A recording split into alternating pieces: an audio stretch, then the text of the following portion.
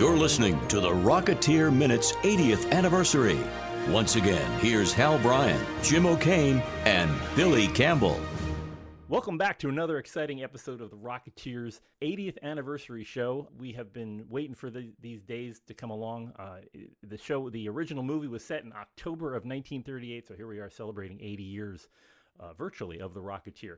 I'm one of your hosts, Jim O'Kane of TVDads.com. And I'm Hal Bryan, an airplane nerd from the Experimental Aircraft Association here in Oshkosh, Wisconsin. And Jim, it's hard to believe we've been podcasting for 80 years. Yes, but you can feel it, though, can't you? I think we invented the form, apparently, just by definition. We come up with computers and stuff. It would have been exactly. Yeah. Yes, we were just passing around like acetates or something. I don't know what was happening. So, how cool is it to come back for another special episode celebrating this great virtual anniversary, welcoming back, of course, the one and only Billy Campbell, and joining us for a second episode and having us all just absolutely giddy, William Sanderson.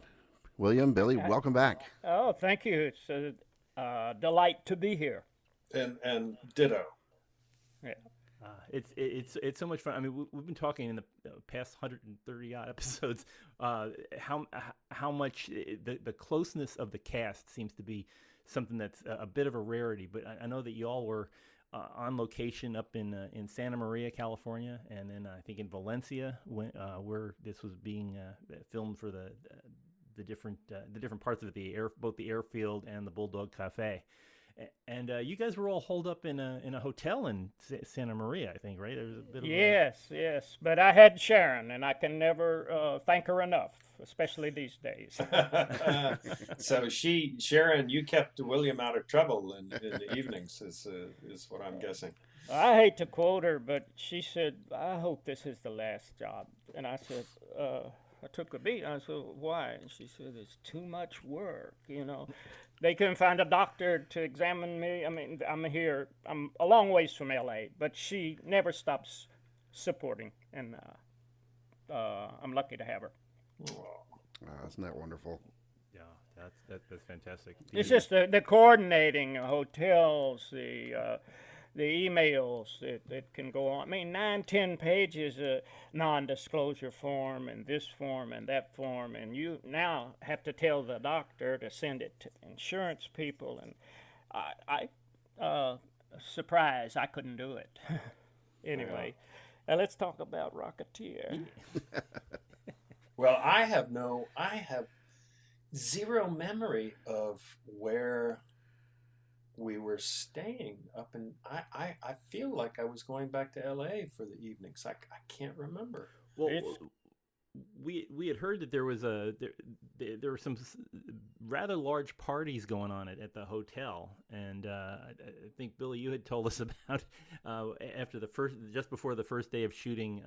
Wait a minute. No, it's all right. all right. Yes, here I'm thinking about. I had in my mind the Bulldog Cafe location, not the Santa Maria location. So yes, I mean absolutely. From the Bulldog Cafe, I think we were all going home for the night. But from the airfield, from Santa Maria, yes, we stayed in the local hotel up there. I have some pretty crazy memories of the nights up there. I bet. I don't know if you remember, William, that there was one night they staged in the hotel restaurant or bar. They staged a version of the dating game. Do you remember that? God. I wasn't there, but I got to interject that it was later, but my agent said once, "We'll represent you again, but you can't go to the hotel bar." And I've honored it, but boy, did I make mistakes. I'm sorry I missed it. Was it a fun evening? It was a fun evening. It was a fun evening, and in fact, I got such a hangover. It was, and the well, next. That's not. Yeah, I'm just laughing. I'm laughing. No, I understand. The next day we shot a scene where I get into the plane, and I'm putting the canopy over top of myself, and Alan stops me, and he says, I don't know, be careful up there, Cliffy, or something like that. And I say to him, let's make some history, right? I was so bloody hungover in that moment that I couldn't see straight, hardly. Well, it was a good scene. I mean, it was working, so maybe it came through on your face. Maybe. Oh yeah, it's funny now because they shot the at the same time when they were shooting that the first day, they were also doing the publicity stills. So you've got that same puffy face and all the publicity stills where you're sitting in a GB. It's on the cover of one of the Disney magazines. Oh God! You've painted it a whole different picture now when you see the picture. May I interject? We had to airbrush him from my Instagram picture. I didn't touch myself. Finally, the truth comes out, the seamy underbelly of the Rocketeer. We knew we'd get there eventually, Jim. Oh, I got to tell you. It was a lot of fun. I mean, just going through all these things. Hal and I have been geeking out through the whole time when we've been doing this whole series. But it's really opened our eyes about how much work y'all had to do in just getting this on the screen and all the setups, all the different. I mean, that one fight scene in the Bulldog where both Billy and William, you were rather involved trying to wrestle the gun away from. I'm trying to remember which character. I can't remember which character. Oh, from was it Spanish Johnny? No, it wasn't Spanish Johnny. He was out, but. It was the blonde fellow. Oh. No. Was it the guy with the dead testicle? Yeah. Yeah.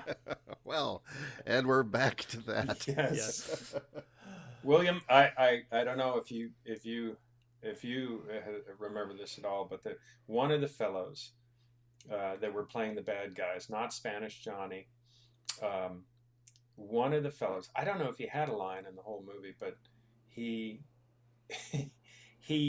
were in the hotel up in Santa Maria, and the party continued after the bar closed up in a room, and everybody was into their cups, and the conversation somehow came around. He told everybody about his dead testicle, and everybody was laughing and couldn't, and so he just kind of whipped it out, and. Whoa. And we thought, well, that doesn't look dead. And he said, oh yeah, watch this. And he hauled off and gave it such a smack that it just was horrifying. And in fact, I guess it was dead because he had not a twitch on his face. Oh my goodness. Yeah. Well, good times. You put that in your memoir, Billy.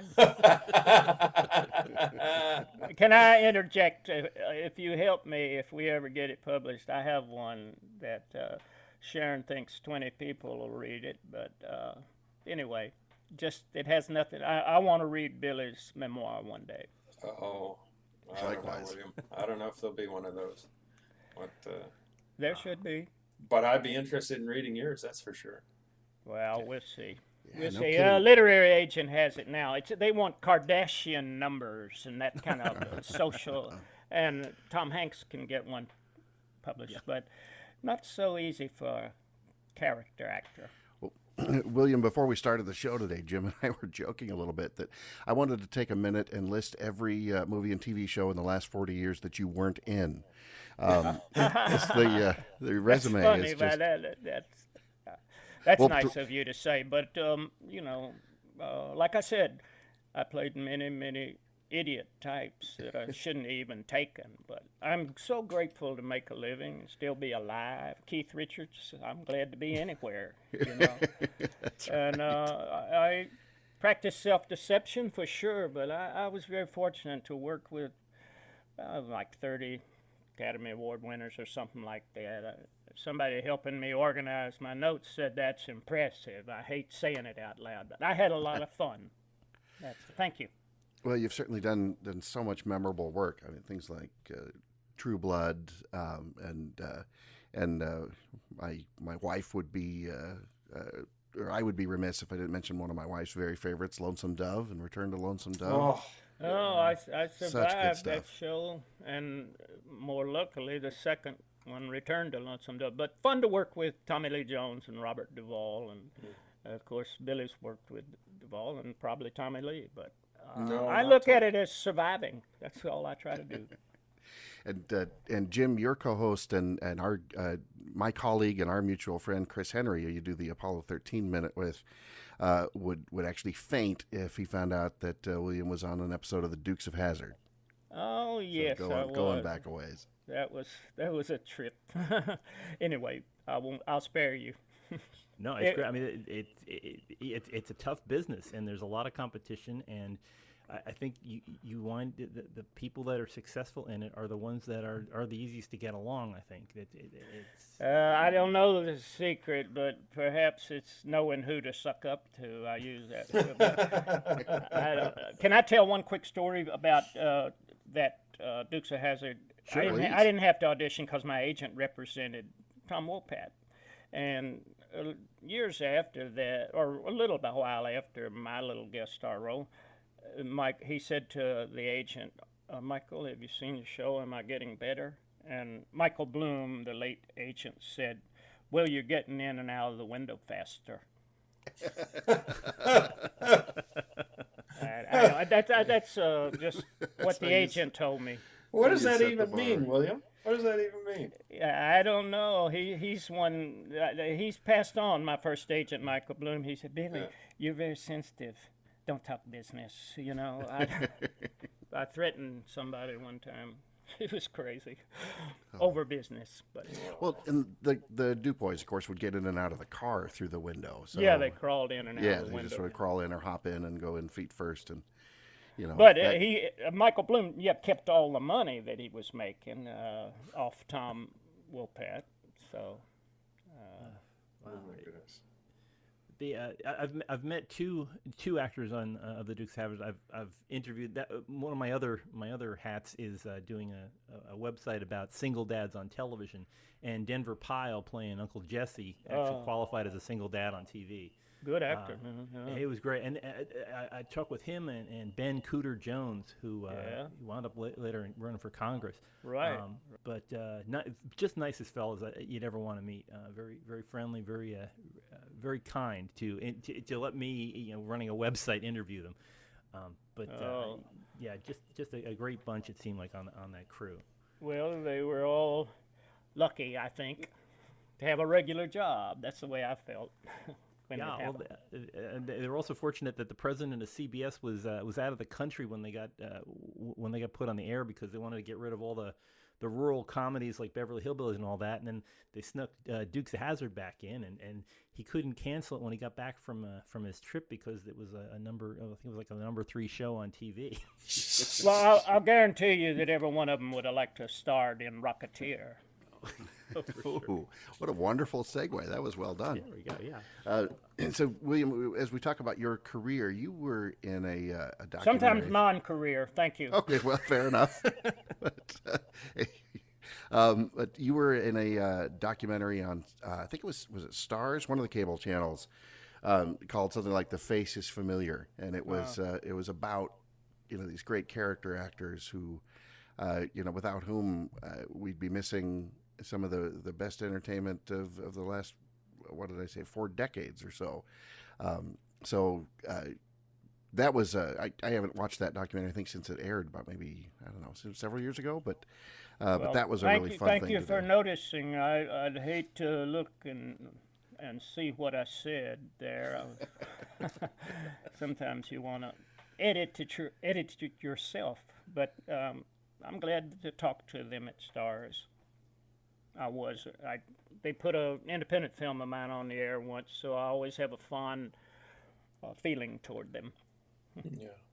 Oh, that's good to hear. With a name I'd love to drop, but I gotta break myself.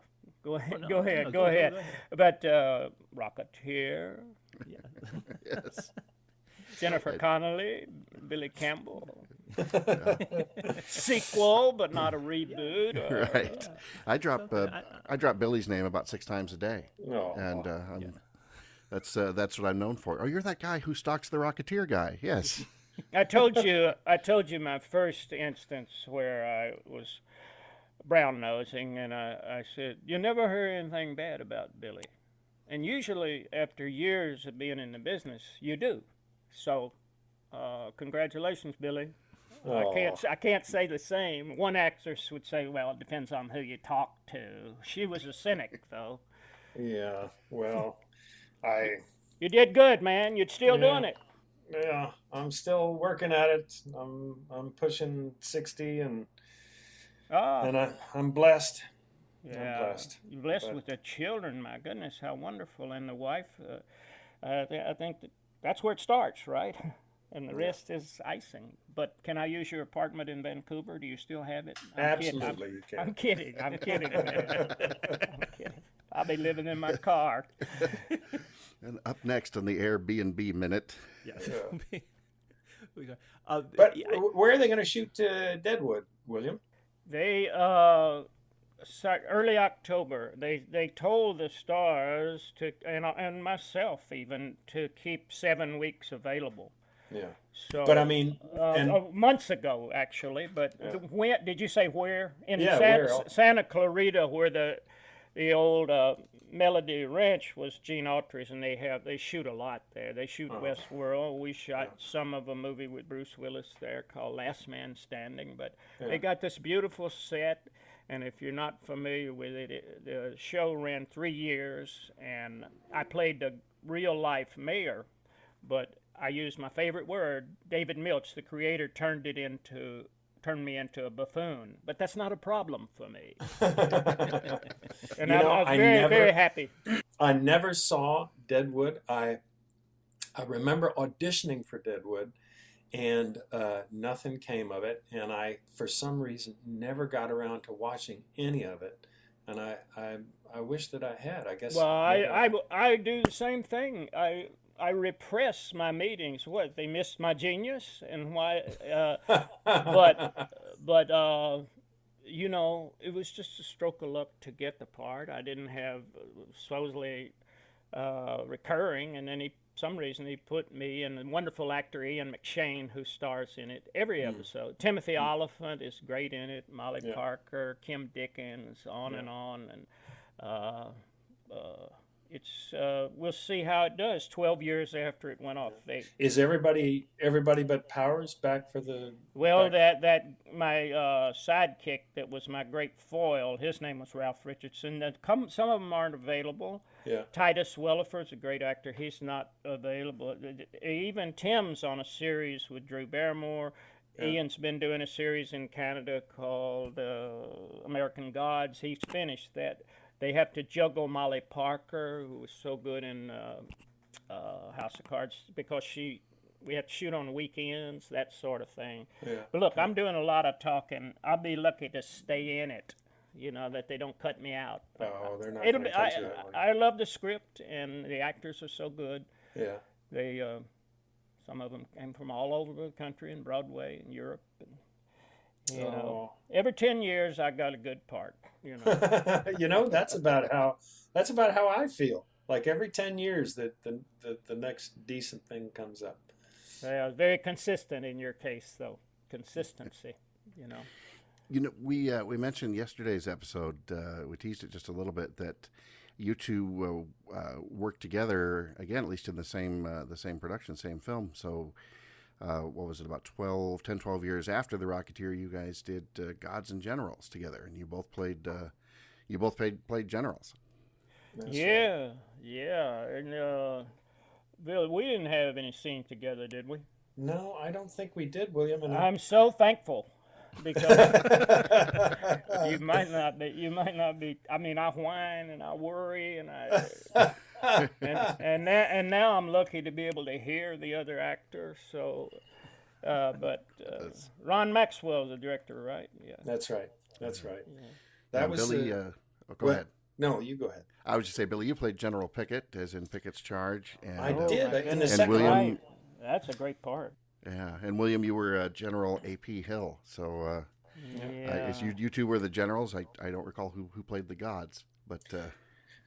Well, the funny thing was that in Gettysburg, I played just a fictional part, a captain, um, and my buddy Stephen Lang played Pickett. Oh, how interesting! I didn't realize that. Yeah, and then came to Gods and Generals, and Ron wanted Steve to play Stonewall Jackson. Yeah. And he said, "How about you? You want to play Pickett?" And I was like, "Well, sure, okay." But I mean, it was really, really small. I think I had like 2 or 3 lines, and that was it. But how many trips did you make there, if you don't mind me asking? I must have been there maybe twice. Yeah, I think.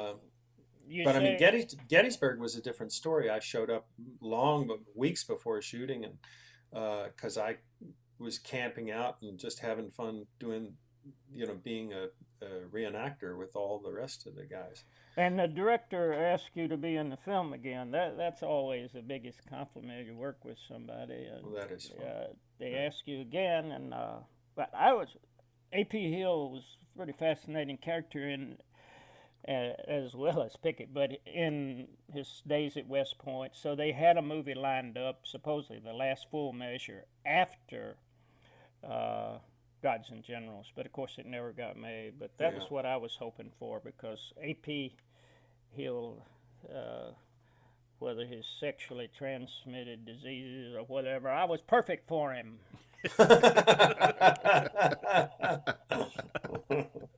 But anyway, and we had a good cast, but for my size part, I shouldn't tell any more stories. No, these keep are them coming. We talked about Billy. Finally, he seems to be getting these battlefield promotions during the Civil War. That's right. He eventually wound up being Abraham Lincoln, which was That's right. That's about the best job you can get for a couple of years anyway. Yeah. Spoiler alert: it doesn't end well. Yeah. Oh, well, that's. It's just amazing how these period like the different genres that go through over time. And about 10 years ago or 15 years ago, everything was Civil War, and now you don't see that much in the way of Civil War dramas. We've gone back to the westerns and things. So Deadwood is right up at with Westworld and the other thing. That the idea of following the West seems to be a very popular theme nowadays. So I hope so. I don't know. I wonder if my wife is trying to signal to me. I bet I'm doing something wrong. No, you're doing fine. No. You're doing fine. But this has been a fantastic show. And she'll get mad at me for saying that. She's the most supportive person in the world, and she was smiling. I think she deserves producer credit on these episodes, Jim. You know what I'm guessing? Sure. I'm guessing I might be in trouble, but if she can tell when I get tired. And she might want me not to make a fool of myself, or not listen to the questions. Can I tell one story about Billy? I don't know if you remember the stunt coordinator on Gods Jimmy and Medeiros? Oh, no. Gods and Generals. On Gods and Generals, no. Yeah, well, one night we had to ride on a horse in the dark, not my first choice, and down a hill, and the stunt coordinators...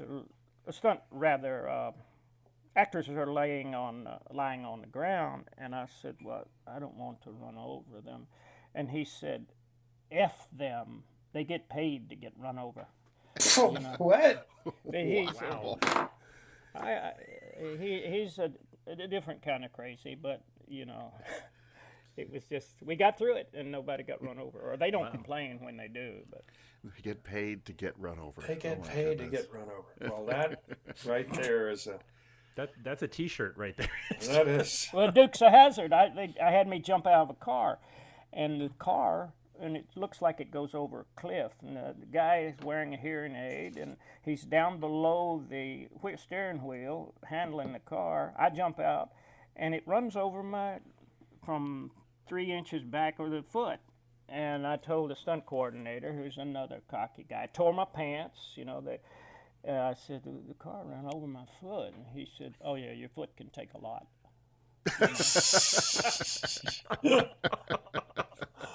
I actually wanted to be a stuntman when I started, but Not now.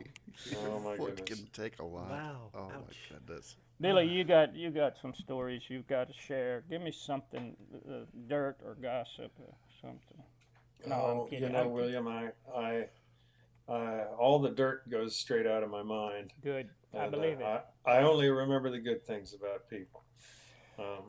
That's a virtue. Yeah. And But- it is mostly good, isn't it? It is mostly good. It was almost all good on that film. I think it was. Oh, that all one, good. yeah.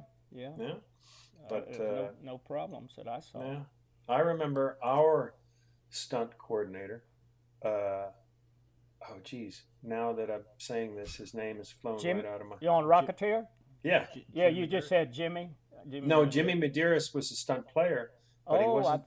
I thought He was wasn't the stunt coordinator. Oh, somebody said, why did he do the stunt? I'm sorry, so I forget the name too. Gosh, I've said his name a million times over the past. Seth Arnett? Yeah. No, Seth No. was his son. Oh, okay. Jim Arnett. Okay. Yeah, and he was a great fellow. Is a great fellow. Great sense of humor. And I remember that we got in a running sort of thing back and forth, kind of pulling pranks and stuff like that. And I think I must have taken his car keys at one point and hid them or whatever. So it's, when you're late at night at the Bulldog Cafe and everybody's going home and you can't find your car keys. And I just thought that was so funny.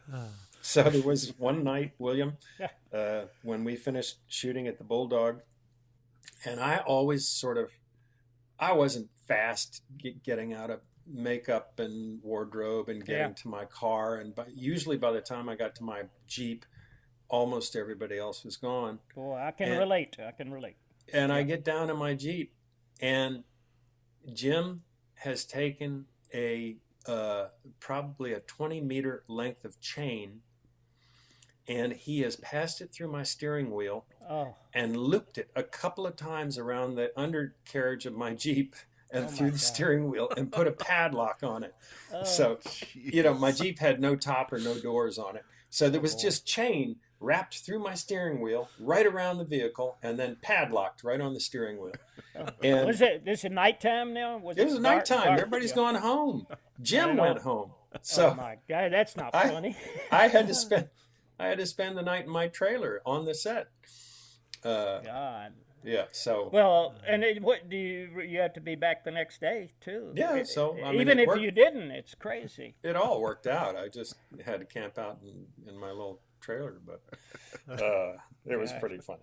But he also told me about a movie he'd been on once with Chris Christopherson, and they because apparently Chris Christopherson is a good fun guy, and one day just before lunch, he and a couple of the other stunt guys grabbed Christopherson and held him down to the floor of the stage and stapled the edges of his clothing to the floor and left him there during the whole of lunch. Just yelling his head off, like, "You bastard, you come back here!" And nope, left him there all lunch. Oh my gosh, Yeah. that probably killed me. But he was pretty athletic when I worked with him, even though he's up in years. So, but my goodness, that could happen. Yeah. Wow. I try. Anyway. I hope nobody does that to me. Oh my goodness. Well, this has been the show that we've been waiting for. I really appreciate y'all being back here for celebrating the 80th anniversary. And William, thanks again. Oh, thank you. I was about to run out of I think I was fading. So thank you for thank you for having me. Well, thank you. And What a privilege. We'll have you back on the 90th. Don't worry. So we'll. I'd love it. Okay, we got you penciled in.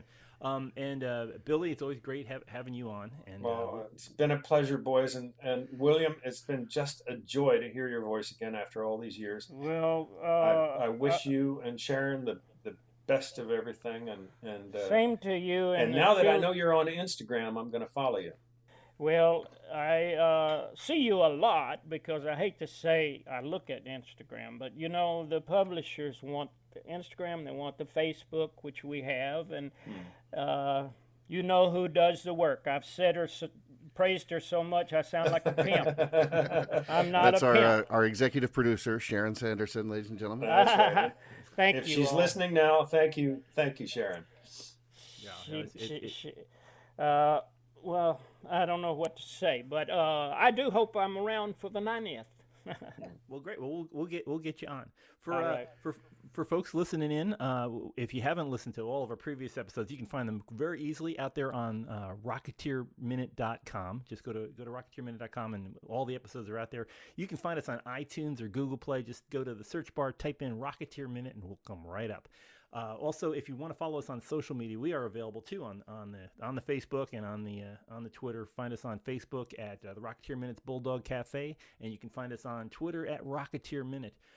We will be back for one final episode coming up soon. A slightly different lineup on the show, but definitely full of surprises. So we will see you here next time. Hal, would you take us out? Absolutely, but I got to say, Jim, never say final episode. We'll be back for another special, final episode. another special reunion as our annual farewell tour continues. Yeah, and I got to say one last thing, William and Sharon, be safe up there when the subtropical depression of Florence gets up there. Oh to boy, Pennsylvania. and my son's down in North Carolina. Thank you. And how's the weather right now in Nova Scotia? Oh, it's just beautiful and sunny. Great. Great. Well, have fun, and thank you for letting me babble. Well, Say the been a pleasure. joy. Yes, the pleasure Thank is you. all on Jim's and my side of the microphone. So until next time, whenever that may be, thanks for everything, gentlemen, and over and out. Over and out. Over now. All right, take care.